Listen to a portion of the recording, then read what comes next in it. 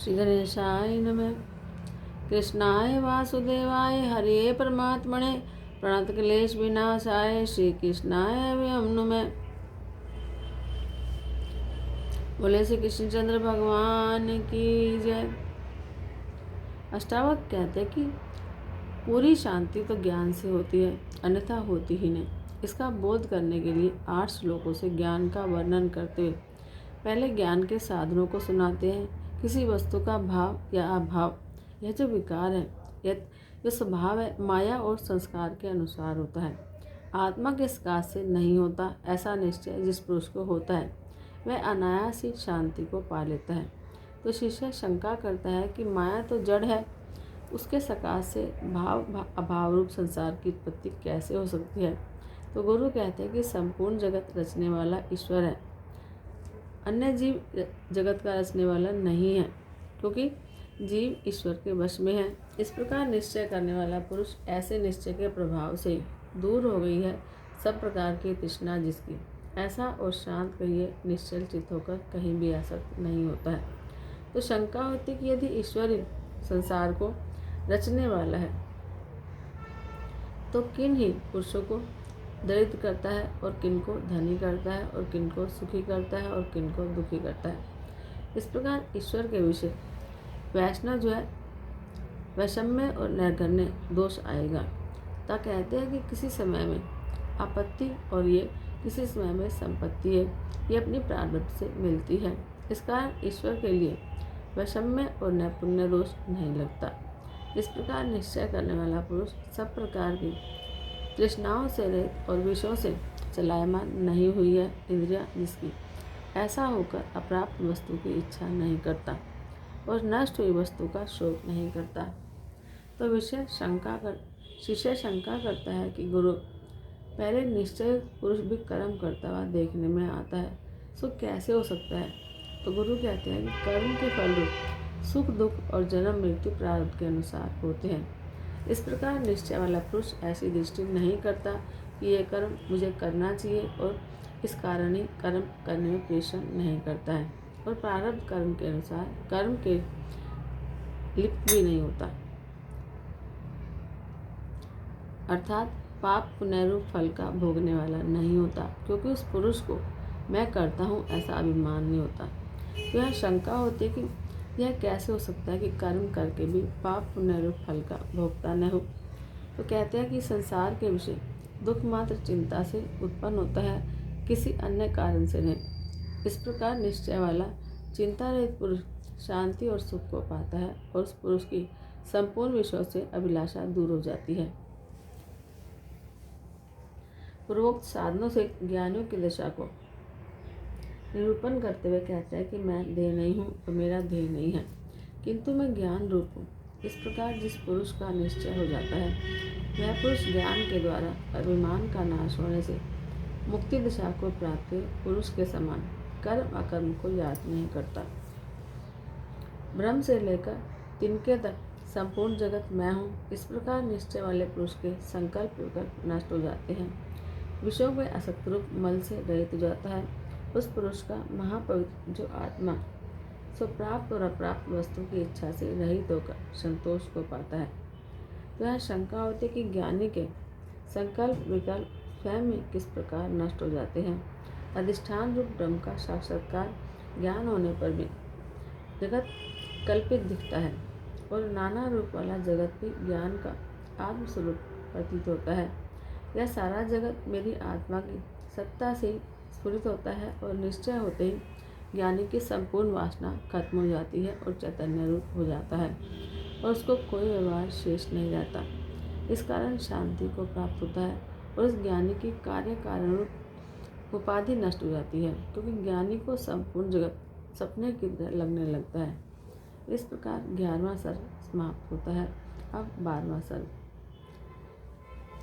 पहले के प्रकरण के लिए ज्ञानाष्टक से वर्णन करते हुए विषय को ही शिष्य अपने अंदर देखता है और शिष्य कहता है कि गुरु, पहले मैंने आपकी कृपा से कायिक क्रियाओं का त्याग किया, फिर वाणी के जप रूप कर्म का त्याग किया।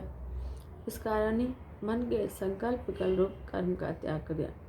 इस प्रकार मैं सब प्रकार के व्यवहारों का त्याग करने के बाद केवल चैतन्य रूप आत्मा का आश्रय करके स्थित हूँ।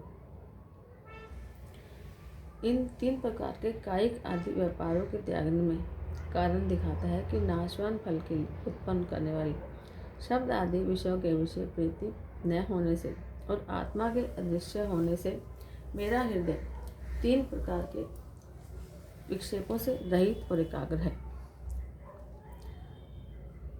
अर्थात नाशवान स्वर्ग आदि फल देने वाले जप आदि के विषय में प्रीति न होने से मेरे लिए जप रूप विक्षेप नहीं है और आत्मा अदृश्य है। इस कारण आत्मा ध्यान का विषय नहीं है। इस कारण चिंता रूप मन का विक्षेप भी मेरे लिए नहीं है। इस कारण मैं आत्मस्वरूप करके स्थित हूँ। तो शंका होती किस प्रकार का विक्षेप न होने पर समाधि के अर्थ व्यवहार करना पड़ता है। तो कहते हैं कि यदि कर्तृत्व और भोक्तृत्व का अभ्यास रूप विक्षेप होता है, अर्थात मैं करता हूँ, भोगता हूँ आदि मिथ्या अध्यास रूप विक्षेप होता है, तो उसकी निवृत्ति के अर्थ समाधि के निमित्त व्यवहार करना पड़ता है। यदि ऐसा अध्यास नहीं होता तो समाधि के निमित्त व्यवहार नहीं करना पड़ता। इस प्रकार के नियम को देखकर शुद्ध आत्मज्ञान का आश्रय लेने वाले मेरे लिए अध्यास न होने के कारण समाधि सुनने में आत्मज्ञान के विषय स्थित हूँ। शिष्य कहता है कि हे गुरु, मैं तो पूर्ण स्वरूप हूँ, इस कारण किसका त्याग करूँ और किसका ग्रहण करूँ? न मेरे लिए कुछ त्यागने योग्य है और न ग्रहण करने योग्य है। इस प्रकार मेरे को किसी प्रकार का हर्ष शोक भी नहीं है। मैं तो इस समय केवल आत्मस्वरूप में स्थित हूँ। मैं मन और बुद्धि से परे हूँ। इस कारण मेरे लिए वर्णाश्रम के लिए विहित ध्यान, कर्म और संकल्प विकल्प नहीं है। मैं सबका साक्षी हूँ, ऐसा विचार कर आत्मरूप के में स्थित हो। जिस प्रकार का कर्मानुष्ठान अज्ञान से होता है, तिस प्रकार कर्म का त्याग भी अज्ञान से होता है, क्योंकि आत्मा के लिए त्यागना और ग्रहण करना कुछ भी नहीं बनता है। इस तत्व को यथार्थ रीति से जानकर मैं आत्मस्वरूप के लिए ही स्थित हूँ। अचिंत्य जो ब्रह्म है, उसको चिंतन करता हुआ भी यह पुरुष आत्मचिंता में रूप को पाता है। जिस कारण ब्रह्म के चिंतन का त्याग करके मैं आत्मरूप के लिए स्थित हूँ। जिस पुरुष ने इस प्रकार आत्मस्वरूप को साधनों के द्वारा सर्व क्रिया रहित किया है, वह कृतार्थ है। और जो बिना साधनों के स्वभाव से क्रिया रहित शुद्ध आत्मस्वरूप के ज्ञान वाला है, उसके कृतार्थ होने में तो कहना ही क्या है। इस प्रकार 12वां सर्ग यहाँ पर समाप्त होता है। अब 13वां सर्ग शुरू होता है। अब जीवन मुक्ति अवस्था का फल जो परम सुख है उसका वर्णन करते हैं कि सभी विषयों के आसक्ति का त्याग करने से उत्पन्न होने वाली मन की स्थिरता कोपिन मात्र में आसक्ति करने से भी नहीं प्राप्त होती। इस कारण मैं त्याग और ज्ञान के लिए आसक्ति का त्याग करके हमेशा सुख स्वरूप स्थित हूँ। यदि व्रत तीर्थ आदि सेवन करे तो शरीर को खेद होता है, और यदि गीता भागवत आदि स्तोत्रों का पाठ करे तो जीवा को खेद होता है, और यदि ध्यान समाधि की तरफ जाए तो मन को खेद होता है। इस कारण मैं इन तीनों दुखों का त्याग करके सुख स्वरूप आत्मस्वरूप के लिए स्थित हूँ। शिष्य यहाँ शंका करता कि वाणी, मन और शरीर इन तीनों के व्यापार का त्याग होने से जो तत्काल शरीर का नाश हो जाएगा, क्योंकि इस प्रकार के त्याग से अन्न जल का भी त्याग हो जाएगा, फिर शरीर किस प्रकार रह पाएगा। तो कहते हैं कि शरीर इंद्रिय आदि से किया कोई भी कर्म आत्मा का नहीं है।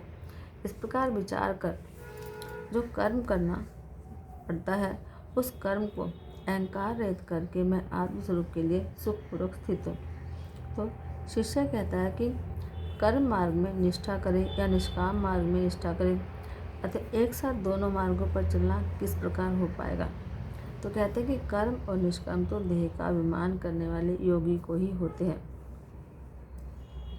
और मैं तो देह के संयोग और वियोग दोनों को छोड़कर सुख स्वरूप स्थित हूँ। लौकिक व्यवहार के लिए भी मेरे को अभिमान नहीं है, क्योंकि स्थिति, गति और सोना आदि से मेरा कोई हानि लाभ नहीं है। इस कारण मैं खड़ा रहूं, चलता रहूं, सोता रहूं तो मेरी कोई आसक्ति नहीं है, क्योंकि मैं तो सुखपूर्वक आत्मस्वरूप में स्थित हूँ। सभी प्रयत्नों को त्याग करके सो जाऊं तो मेरी किस प्रकार की हानि नहीं है, और अनेक प्रकार के उद्यम करूं तो भी कोई लाभ नहीं है। इस प्रकार त्याग और संदेह को छोड़कर मैं सुख स्वरूप आत्मा में स्थित हूँ। अब भाव यह है कि जो जन्म जिसके लिए अनेक स्थानों में सुख दुख आदि धर्मों की अनित्यता को देखकर और इस कारण ही शुभ और अशुभ कर्मों को छोड़कर मैं सुखपूर्वक आत्मस्वरूप में स्थित हूँ। इस प्रकार 13वां प्रकरण यहाँ समाप्त होता है। अब 14वां प्रकरण। अब शिष्य अपने सुख स्वरूप अवस्था का वर्णन करता है कि अपने स्वभाव से तो चित्त के धर्मों से रहित है और बुद्धि के द्वारा प्रारब्ध कर्मों के वशीभूत होकर अज्ञान के कारण संकल्प विकल्प की भावना करता है। इस प्रकार कोई पुरुष सुखपूर्वक सोता हो तो उसको कोई पुरुष जगाकर काम कराए तो वह काम उस पुरुष की इच्छा के अनुसार नहीं होता, किंतु कोई और पुरुष के वशीभूत होकर कार्य करता है और वास्तव में उसका मन कार्य के संकल्प विकल्प से रहित होता है। इस प्रकार प्रारब्ध के कर्मानुसार संकल्प विकल्प करने वाले पुरुष का चित्त विषयों से शांत होता है। विषय वासना से रहित पूर्ण रूप जो मैं हूँ, तो जब मेरी जैसी इच्छा नष्ट हो गई है तो फिर मेरे धन कहाँ, मित्र कहाँ, विषय रूप लुटेरे कहाँ और शास्त्र कहाँ, इनमें से किसी वस्तु की मेरी आसक्ति रहती नहीं है। देह, इंद्रिय और अंतःकरण के साक्षी सर्वशक्तिमान परमात्मा का ज्ञान होने पर पुरुष को बंध एवं मोक्ष की आशा नहीं होती है और मुक्ति के लिए भी चिंता नहीं होती है। मन के विषय संकल्प विकल्प से रहित और बाहर जो है भ्रांत पुरुष के समान चंद्र होकर विचरने वाले ज्ञानी की 3-3 दिशाओं को तैसे ही ज्ञानी पुरुष जानते हैं। इस प्रकार 14वां प्रकरण समाप्त होता है। अब 15वां प्रकरण। यद्यपि गुरु ने शिष्य के अर्थ पहले आत्मज्ञान का उपदेश किया है और शास्त्र में ऐसा नियम है कि कठिन से जानने योग्य होने से शिष्यों के अर्थ आत्म तत्व का बारंबार उपदेश करना चाहिए, और छांदोग्य उपनिषद के विषय गुरु ने शिष्य के अर्थ बारंबार आत्मज्ञान का उपदेश दिया है। इस कारण गुरु फिर भी शिष्य के अर्थ आत्म तत्व का उपदेश करते हुए पहले ज्ञान के अधिकारी और अनाधिकारी का वर्णन करते हैं कि जिसकी बुद्धि सात्विक होती है वह शिष्य यथाचित उपदेश सुनकर के कृतार्थ होता है। इस कारण सत्युग में केवल एक अक्षर ब्रह्म जो ओंकार, जिसके उपदेश से अनेक शिष्य कृतार्थ हो गए अर्थात ज्ञान को पा गए, और जिनकी तामसी बुद्धि होती है उनको मरने तक उपदेश करो तब भी उनको आत्मस्वरूप का ज्ञान नहीं होता, वे तो महामोह में पड़े रहते हैं।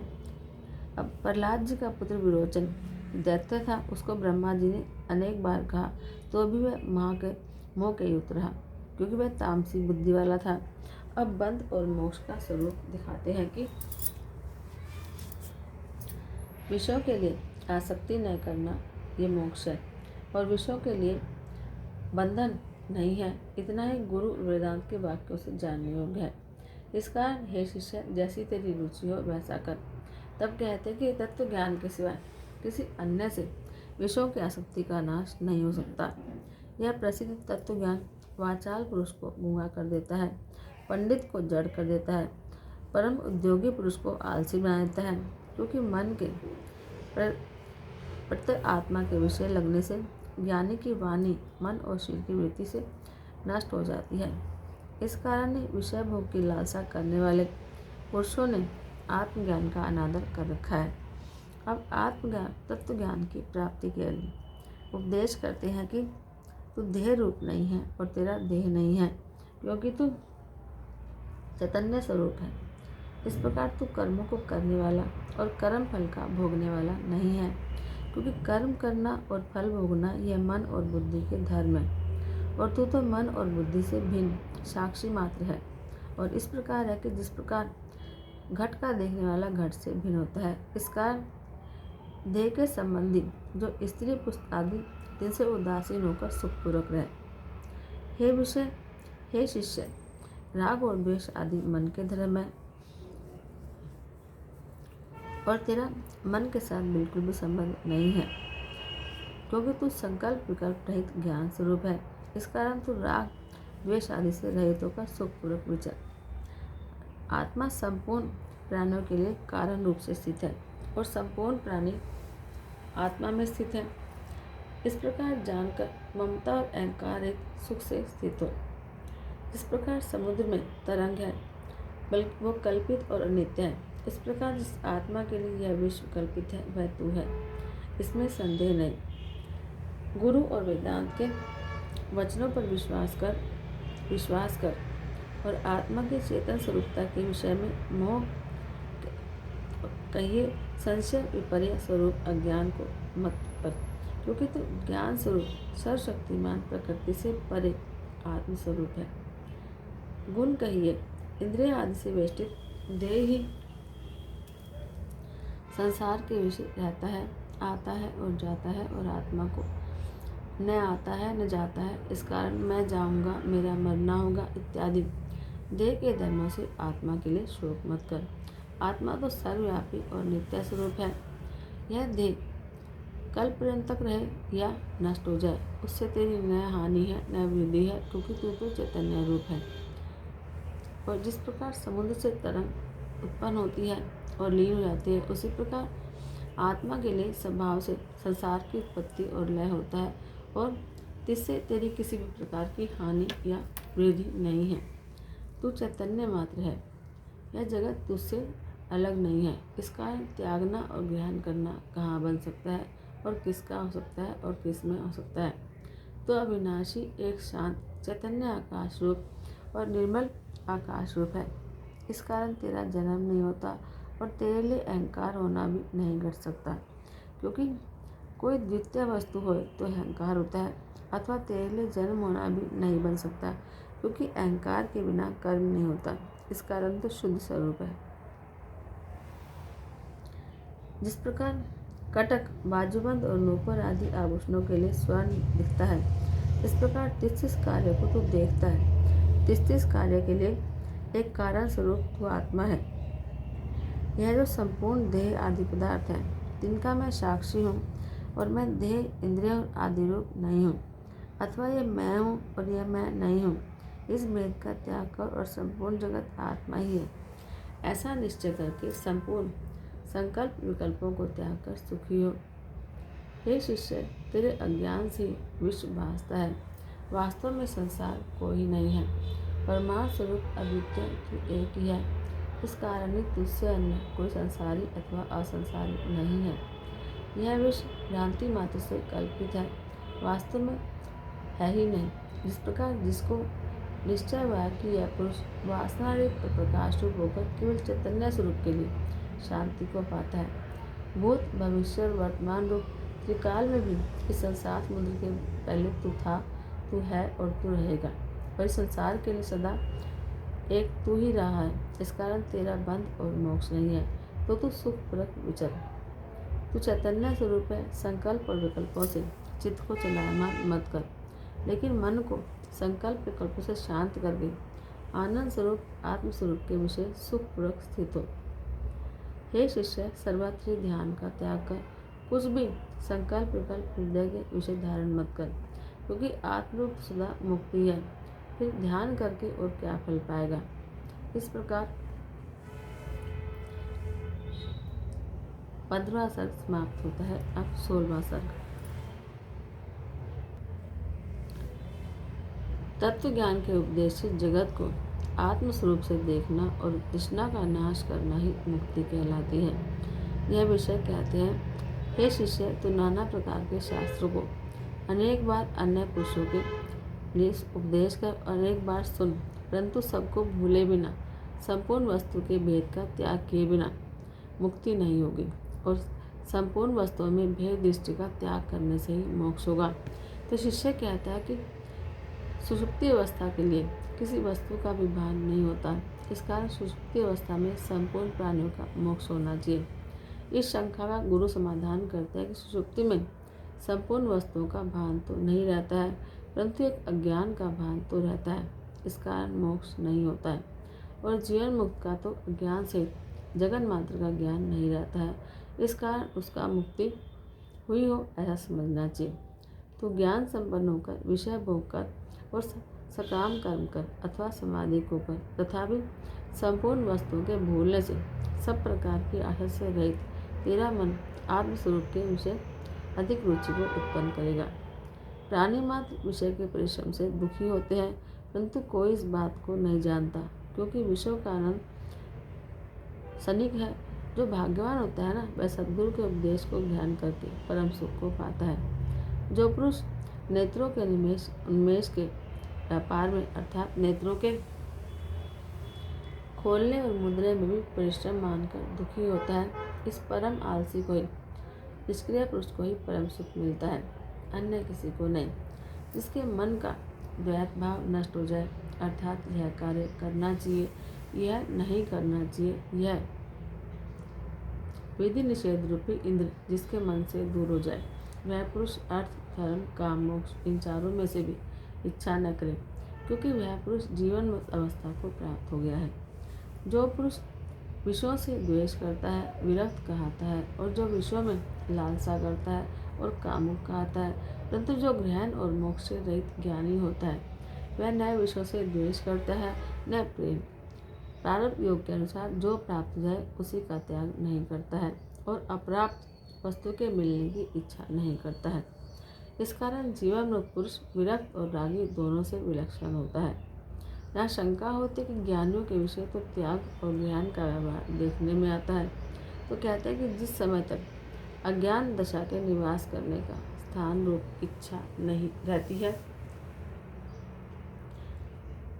और उस समय पुरुष का ग्रहण करना या त्यागना संसार प्रवेश का अंकुर रहता है, और ज्ञानियों को तो इच्छा न होने के कारण त्यागना और ग्रहण करना देखने मात्र होते हैं। यदि विषयों में प्रीति करे तो प्रीति दिन पर दिन बढ़ती जाती है, और विषयों से द्वेषपूर्वक निवृत्त हो तो दिन पर दिन विषयों में द्वेष होता रहता है। इस कारण ज्ञानी पुरुष शुभ और अशुभ के विचार रहित, जो बालक तिसके समान राग द्वेष रहित होकर संगपूर्वक जो विषयों में प्रवृत्ति करना और द्वेषपूर्वक जो विषयों से निवृत्त होना, इन दोनों से रहित होकर रहे, और प्रारब्ध कर्म के अनुसार जो प्राप्त हो उसमें प्रवृत्त होए और अप्राप्ति की इच्छा न करे। जो विषयों में आसक्त पुरुष है, वह अत्यंत दुख भोगने के बाद दुखों के दूर होने की इच्छा करके संसार को त्याग करने की इच्छा करता है, और जो वैराग्यवान पुरुष है, वह दुखों से रहित हुआ संसार में रहकर भी खेद को नहीं प्राप्त होता है। जिस पुरुष को ऐसा अभिमान है कि मैं मुक्त हूँ, त्यागी हूँ, मेरा शरीर उपवास आदि अनेक प्रकार के कष्ट सहने में समर्थ है, और जिसका देह के लिए ममत्व है, वह न ज्ञानी है न योगी है, किंतु केवल दुखी है, क्योंकि उसका अभिमान और ममता दुख दूर नहीं हुए। साक्षात शिव और विष्णु भगवान और ब्रह्मा जी, ये तीनों महासमर्थ भी तेरे को उपदेश करें तो भी संपूर्ण प्राकृत और अनित्य वस्तुओं की विस्मृति बिना तेरा चित्त शांति को नहीं पाएगा, और जीवन मुक्त दशा का सुख नहीं प्राप्त होगा। इस प्रकार 16वां प्रकरण समाप्त होता है। अब 17वां प्रकरण। अब अन्य पुरुषों की ज्ञान में प्रवृत्ति होने के तत्व ज्ञान के फल का निरूपण करने की इच्छा करते हुए गुरु पहले तत्व ज्ञान की दशा का निरूपण करते हैं। जो पुरुष इंद्रियों को विषयों से हटाकर और अपने स्वरूप में ही तृप्त होकर विषय संयोग के लिए एकला ही सदा आत्मा के लिए रमन करता है, उस पुरुष ने ज्ञान को और योग को पाया है। इस संसार के लिए आत्म तत्वज्ञानी खेद को नहीं पाता, क्योंकि उसके लिए यह ब्रह्मांड मंडल पूरा है, सो दूसरे के न होने से खेद किस प्रकार हो। सो श्रुति में भी कहा है कि द्वितीया भयम भवति। जो निरंतर आत्मा के लिए रमता है वह आत्माराम कहता है, और इस आत्माराम पुरुष को जगत के विषय क्या प्रसन्न करेंगे। जिस प्रकार एक मस्त हाथी वन में 1000 हाथियों के झुंड में घूमता है और परम मधुर स्वाद वाली सल्लकी नामक लता के कोमल पत्तों को खाता है, और कड़वे नीम के पत्तों से प्रसन्न नहीं होता है, इस प्रकार ज्ञानी भी परम मधुर आत्मा का स्वाद लेता है और विषय के सुखों को कड़वा जानकर छोड़ देता है। तो जिसकी भोगे हुए विषय में आसक्ति नहीं है और नहीं भोगे हुए विषय में अभिलाषा भी नहीं है, ऐसा पुरुष संसार में दुर्लभ है। इस संसार में विषय भोग की इच्छा करने वाले बहुत देखने में मिलते हैं, और मोक्ष की इच्छा करने वाले बहुत देखने में आते हैं, परंतु विषय भोग और मोक्ष दोनों की इच्छा न करने वाला तथा पूर्ण ब्रह्म के लिए अंतःकरण लगाने वाला बिरला होता है। श्री कृष्ण भगवान भगवद गीता में कहते हैं कि यत्तामपि सिद्धानां कश्चिन्मां वेत्ति तत्त्वतः। धर्म, अर्थ, काम और मोक्ष ये 4 परम फल है। इनके लिए संपूर्ण प्राणियों का अंतःकरण बंधा हुआ है और संपूर्ण प्राणियों को जन्म मरण का भय रहता है।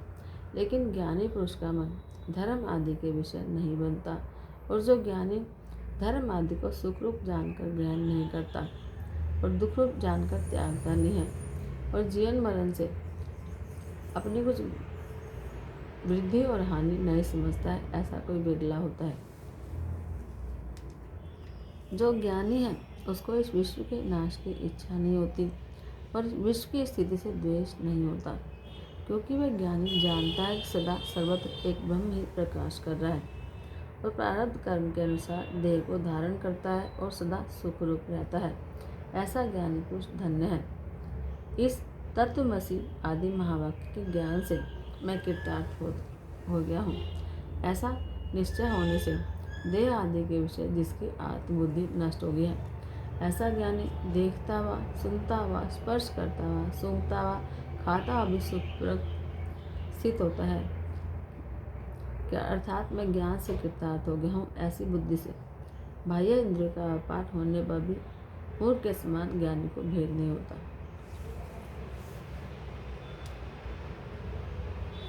जिस ज्ञानी का संसार सागर क्षीण हो जाता है, उसको विषय भोग की इच्छा नहीं होती है और विषयों से विरक्ति भी नहीं होती, क्योंकि ज्ञानी की दृष्टि कहिए, मन का व्यापार शून्य कहिए, संकल्प विकल्प रहित होता है, और चेष्टा कहिए, शरीर का व्यापार वृथा कहिए, फल की इच्छा से रहित होता है, और नेत्र आदि इंद्रियां विकल कहिए, सभी में आए हुए भी विषयों को यथार्थ रूप से न जानने वाली होती है।